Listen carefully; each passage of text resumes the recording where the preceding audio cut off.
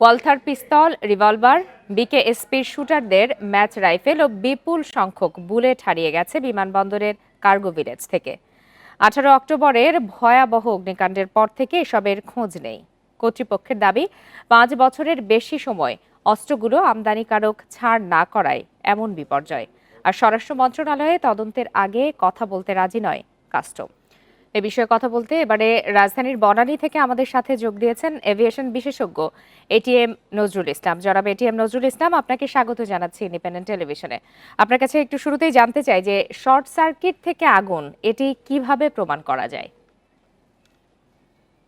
দেখুন, আমি শুনেছি যে এটা একটা প্রেস ব্রিফিং এ বলা হয়েছে শর্ট সার্কিট থেকে আগুন লেগেছে। আসলে দেখেন, শর্ট সার্কিট থেকে আগুন লাগা একটা সেন্টেন্স। এই সেন্টেন্স দিয়ে কিন্তু সবকিছু বোঝার উপায় নেই, কারণ শর্ট সার্কিট থেকে এত বড় একটা আগুন লেগে যাবে বা ছুঁয়ে যাবে। শর্ট সার্কিটটা কেন হলো সেই যে গভীরে যে খুঁজে আনতে হবে। কারণ শর্ট সার্কিটটা কেন হলো এটা সবচেয়ে বড় প্রশ্ন। এখানে কি লাইনটা ওভারলোডেড ছিল? এই লাইনে কি হিটেড আপ হয়ে গেছিল? এখানে কি সার্কিট ব্রেকারটা কাজ করলো না কেন? বা কোনো স্মোক বা হিট ডিটেকশন কি ছিল না? এই যে প্রশ্নগুলো, এই প্রশ্নগুলোর কিন্তু উত্তর আমরা পাই নাই। শর্ট সার্কিট থেকে একটা আগুন লেগে যাবে এবং সেই আগুনটা এভাবে ছড়িয়ে গেল।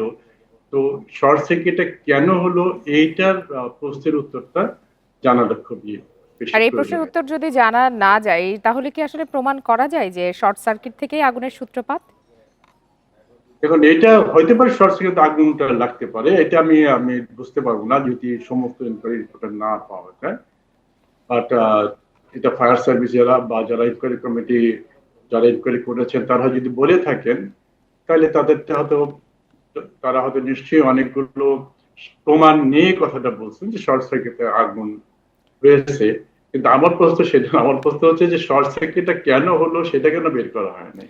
যে কার্গো ভিলেজের মতো এত সুরক্ষিত একটি জায়গায় সিভিল এভিয়েশনের আগুন নেভানোর সক্ষমতা ছিল না, এটি কি দুর্বলতা? আর এতে কি ইমেজ সংকট হতে পারে কিনা আপনি কি মনে করেন? এটা কিন্তু একটা ইমেজ সংকট অবশ্যই। কারণ কার্গো একটা জিনিস দেখে, আমি এর আগেও বলেছি, আপনাদের সাথে বলেছি যে একটি এয়ারক্রাফটে কিন্তু multi layered system, multi layered organisation থাকে।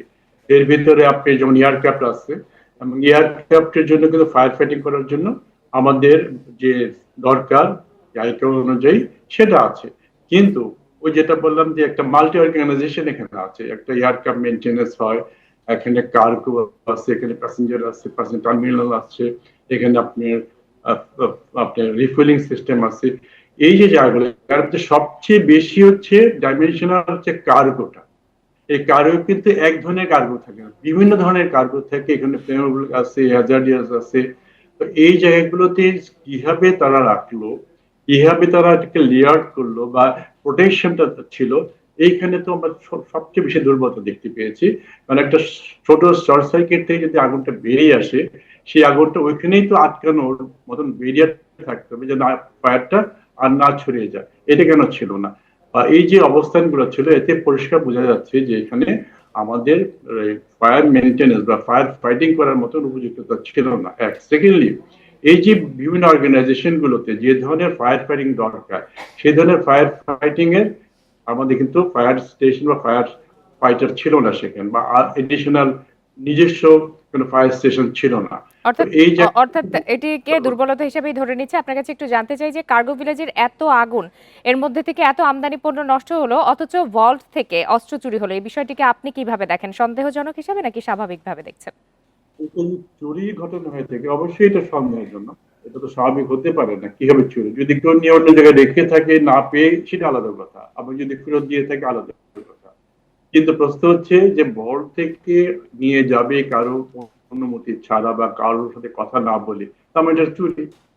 তো চুরি যদি হয়ে থাকে তাহলে অবশ্যই এটা একটা বিশাল দুর্বলতা সিকিউরিটি। জি, জনাব এটিএম নজরুল ইসলাম, আপনাকে অনেক ধন্যবাদ।